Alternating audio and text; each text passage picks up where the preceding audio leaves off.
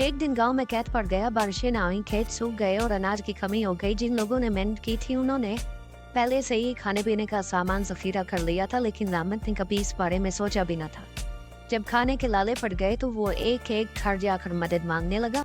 वो किसान के पास गया, कहा भाई मुझे थोड़ा अनाज दे दो, मैं भूखा हूँ। किसान ने जवाब दिया, जब हम खेतों में काम कर रहे थे तब तुम सो रहे थे, अब कैसे मदद करूँ। फिर वो बड़ाई के पास गया, भाई मुझे कुछ खाने को दे दो।